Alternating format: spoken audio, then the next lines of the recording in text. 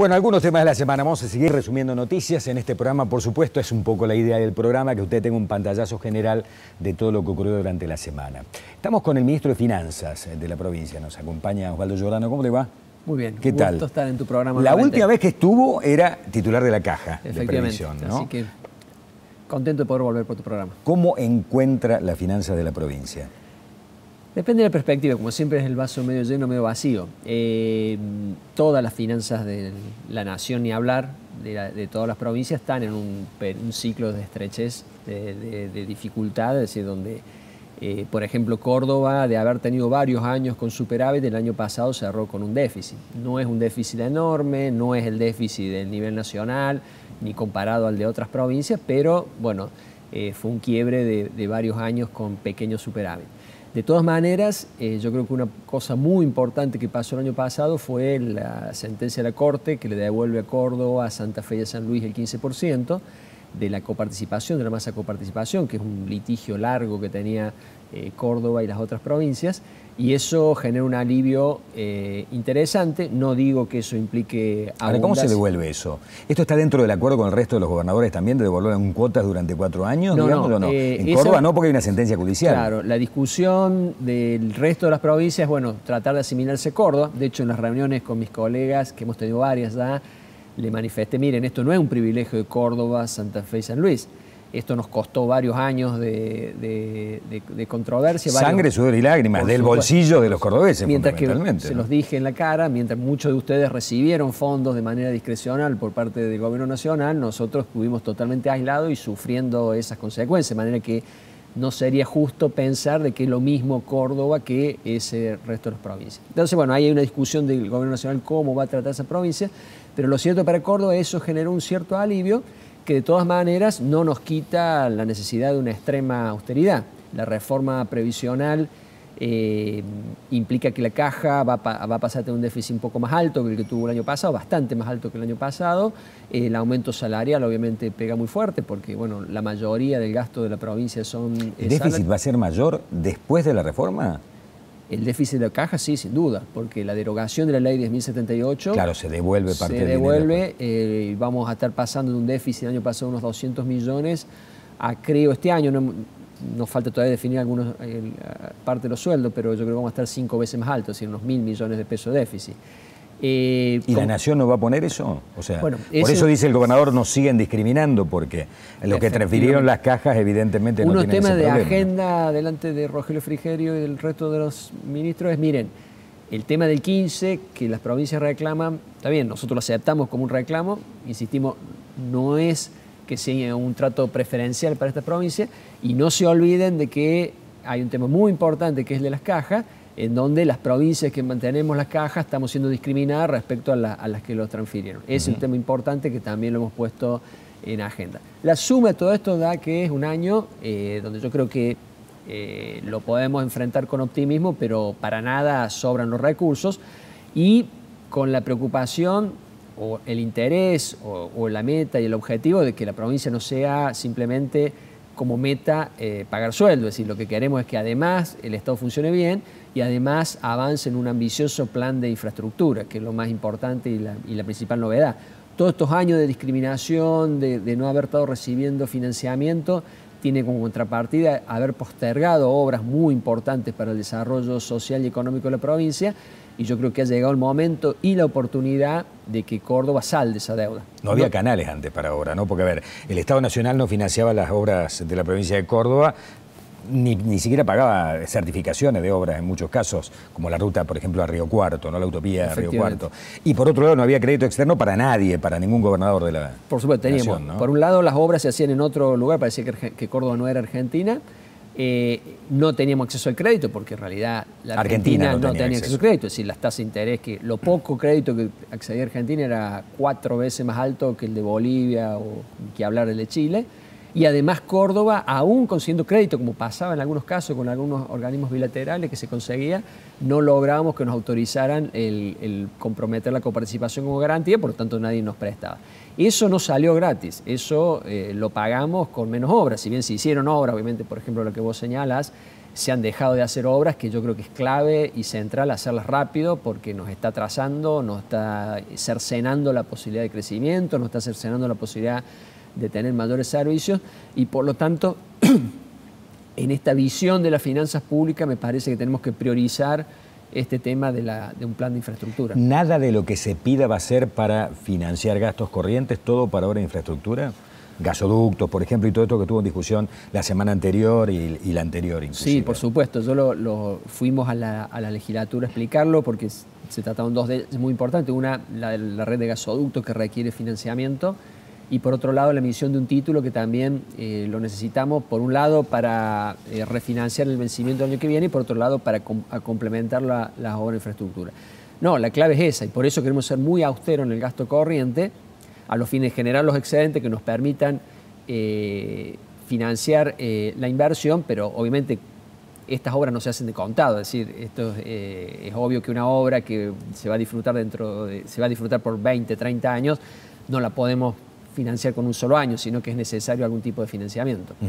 Montserrat, el titular de la UPC, yo sé que en alguna oportunidad dijo, esto no es mi área, yo no declaro, pero dijo, el gobernador es un amarrete, podría tener una mejor propuesta. Hay dinero en Córdoba para que haya una mejor propuesta para los docentes. Está relacionado con el tema anterior, es decir, hay una tensión, se lo expliqué a los legisladores, entre gasto corriente y gasto de capital, inversión. Y hay mucho gasto corriente que es muy legítimo, es decir, el interés de los docentes, no solo el sueldo, bueno, en los hospitales sabemos que necesitamos insumos, servicios, etc. El punto es lograr un equilibrio razonable y eso es lo que el gobernador trata de reflejar, es decir, que sería muy fácil decir, bueno, vuelco todos los recursos a gastos corrientes, aumento los sueldos, y nos quedamos sin caminos, sin cloacas, sin agua, sin gas, sin la infraestructura de los hospitales, no sería positivo para la sociedad, porque la provincia no es solo pagar sueldos, sino también generar todo el contexto para que el sector privado funcione y para que los ciudadanos tengan buenos servicios. En ese equilibrio es que se discutió, como suele ocurrir, ¿no es cierto?, cuando hay una puja, digamos, y una presión entre dos objetivos, gasto corriente versus gasto de capital, buscar un razonable equilibrio. Y también se lo señaló el legislador, es decir, la importancia de no caer en la tentación del facilismo, de decir, bueno, vuelco todo gasto corriente y total, bueno, las inversiones las sigo postergando. Porque en parte estamos reflejando eso. ¿Por qué no tenemos cloaca en Córdoba? Y bueno, porque hemos en cierta medida hecho esa política de zafar frente a las presiones e ir postergando algo que es muy importante y estratégico. Esta semana se discutió en el Congreso de la Nación, en la Cámara de Diputados, el tema del acuerdo con los holdouts o los fondos buitres. Córdoba acompañó, por lo menos el Bloque Unión por Córdoba y por supuesto el de Cambiemos también, acompañaron esta decisión. ¿En qué le cambia la vida a Córdoba este acuerdo, que haya acuerdo y la salida del default? Muy importante para el país. Es una historia triste, lamentable, que la Argentina haya caído en default, que haya demorado tanto en haber resuelto este conflicto. Yo creo que en los últimos años con una manifiesta impericia, es decir, hemos estado muy mal manejando este tema y obviamente, digamos, la solución no es la que nos gusta, no, digamos, da un poco de bronca, digamos, la cantidad de recursos que va a haber que invertir en esto, pero la alternativa es peor. Seguir aislados, seguir totalmente fuera de los mercados internacionales de crédito tiene un costo enorme, no solo visto para el financiamiento del Estado, es decir, por ejemplo, esto estamos hablando, cómo financiar los gasoductos, las cloacas, el agua, sino para las empresas privadas, es decir, lo mismo que sufrió el Estado de no invertir, lo sufren las empresas privadas y hay una ansia enorme de que una vez resuelto esto, no solo el Estado, sino las empresas argentinas tengan un acceso al crédito, puedan invertir y empezar a cubrir esta brecha de falta de inversión. Otro de los temas de la semana es la posibilidad de impeachment a la presidenta Dilma Rousseff en Brasil. Muchas veces yo he escuchado en muchas reuniones con empresarios cordobeses que dicen si se resfría, si uno estornuda, si el otro se resfría, somos muy dependientes de Brasil. Varios segmentos de la industria cordobesa, fundamentalmente la automotriz. Toda esta situación política, esta crisis económica y política de Brasil, ¿cómo repercute en Córdoba? Lo mismo, uno desearía que no ocurra esta cosa. Primero porque no es lindo que un país latinoamericano, sobre todo un país de la importancia de Brasil y la cercanía de Brasil, tanto económica como cultural, pasen estas cosas, ¿no? Para la democracia, para el funcionamiento de las instituciones, es muy triste. En lo económico, obviamente, también lo que vos señalás es cierto. tiene más impacto en algunos sectores que en otros. En Córdoba, lamentablemente, hay un sector muy importante como el industrial, la automotriz, que está muy vinculado a Brasil, pero también es cierto de que nuestra estructura de exportación está diversificada. Córdoba es una de las provincias que más exportaciones proporcionalmente tiene y tiene un buen nivel de diversificación. Pero ojalá que este proceso de Brasil tenga una resolución rápida, primero porque lo decía antes, ¿no? Por lo institucional, que los sistemas democráticos en Latinoamérica funcionen, porque eso es clave, y ojalá que no haya, digamos, reflejo, digamos, de ese mal funcionamiento de instituciones en el resto, y en lo económico, obviamente, que lo más rápido posible pase este tema y que vuelva a la normalidad Brasil es clave. Volviendo al tema del que hablamos antes, cuando estabas en la Caja de Previsión, hasta el hartazgo. ¿Cuándo llegará el día, el momento en que la Nación o la ANSES se haga cargo del déficit operativo de la Caja de Jubilaciones de la provincia de Córdoba, que se va a quintuplicar de acuerdo a lo que decía, ¿no? Con la salida. Tenemos tanta ansiedad como vos en este tema. ¿Pero qué respuesta han obtenido con Frigerio, en el mano a mano? Bueno, hemos tenido varias reuniones con Rogelio Frigerio y el resto de los ministros, y como te dije, el resto de las provincias, salvo Santa Fe, han puesto como prioridad el 15%, y con Santa Fe hemos puesto... Es que están en idéntica situación, digamos, sí, ¿no? El déficit operativo de la Caja de Santa Fe se lo tiene que morfar el Tesoro de Santa Fe. Sí, y es más grande que el de Córdoba, inclusive. Es más grande que Córdoba. Entonces, hemos logrado colocarlo en agenda, así que no se desplace como único tema lo hizo también el gobernador en la reunión que tuvo, y lo concreto fue que en la última reunión, que fue esta semana, de tanto insistir, hemos logrado que tengamos una próxima reunión, que seguramente no va a ser la próxima porque es muy corta, pero la siguiente, en donde se ha comprometido al director ejecutivo de la ANSES, Emilio Basavilbaso, a reunirse con los ministros de Finanzas de las provincias que tengan caja a los fines de discutir este tema. Que les plantee, miren, obviamente que nuestra principal preocupación es resolver esta cuestión de la cobertura del déficit, pero también tenemos otros temas previsionales que lamentablemente esta falta de diálogo nos impedía avanzar, por ejemplo, una mejor articulación de la información, que podamos controlar mejor, que podamos dar mejor servicio, por ejemplo, la gente que aportó los dos sistemas, la posibilidad de que no sea una tortura, un trámite previsional, sino que rápidamente, vía informática, vinculemos la información. ¿Cómo se termina por resolver ese tema? ¿En la caja donde más aportes hiciste, es la caja por la cual te jubilás o no? ¿O se puede optar? Hoy es la que más. Lo lógico sería que fuera proporcional. Es decir, si vos tenés un tercio de tu vida aportado a Córdoba, 2/3 ANSES, lo lógico, lo que ocurre en los sistemas modernos es, bueno, 1/3 de tu jubilación lo paga ANSES, 2/3 Córdoba. Eso es otro tema que le planteamos a Frigerio, lo vamos a hablar con Basavilbaso, a ver si logramos eso, porque es más justo y más equilibrado entre sistemas. Y así hay una larga lista de temas que esperamos avanzar la otra semana y poder resolverlos, y lo mismo queremos hacer con AFIP, porque también hay un conflicto con el financiamiento de AFIP. También con AFIP hay posibilidad de trabajar mejor en recaudar mejor los impuestos, y Córdoba tiene un sistema tributario grande, es una provincia donde no todos los fondos vienen de Buenos Aires, sino que recaudamos nosotros, y trabajar conjuntamente vamos a poder mejorarlo. La idea es trabajar intensamente porque a propuesta del gobernador Schiaretti, en la reunión de gobernadores con Frigerio se propuso hacer la próxima reunión de gobernadores en Córdoba en abril, y queremos los ministros llegar a esa reunión de gobernadores con avances concretos en el 15%, en ANSES y en este tema de AFIP. ¿Ha puesto un teléfono especial para el pago de proveedores? Digo esto porque había muchas quejas es un chiste, pero había mucha queja en la última etapa del gobierno que deja de la Sota de que había atraso en el pago a proveedores, digamos. ¿Habrán encontrado también con algún atraso o no? ¿O están al día con los proveedores? Yo no conozco bien si es más o menos, pero sí, hay lo lógico, digamos, en el funcionamiento del Estado. Había algunas áreas con más atraso que en otras.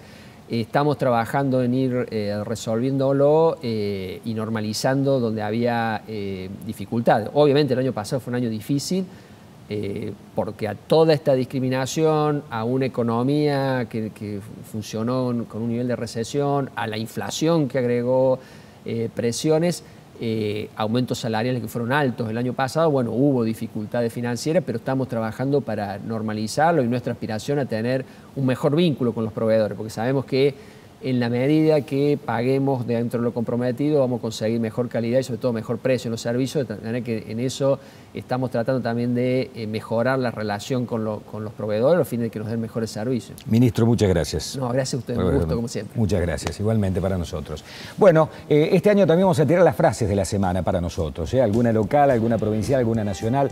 A ver la local, me parece que la frase o una de las frases de la semana es la de Rubén Daniele. Rubén Daniele dijo: ¿de qué derrota hablan estos muchachos? Si el ESOP todavía no ha recogido, no ha levantado una rama de la calle, por el ente, y la derrota vinculada al tema de que le habrían ganado la pulseada, digamos, al gremio, al SUE.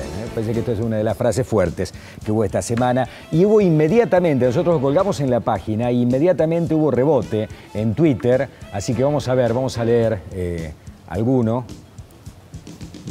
de los tweets. En este caso, ¿vio la Plaza de San Vicente en las noticias?